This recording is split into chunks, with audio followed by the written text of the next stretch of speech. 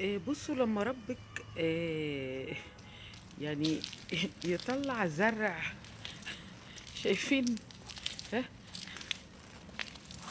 عمري ما شفت الزرع ده في حياتي. يعني انا ساكنه هنا بقالي 35 سنه، عمري ما شفت زرع طالع تحت العربيات على مدد الرصيف، ولا شفت زرع طالع من البلاط، طالع من الاسمنت.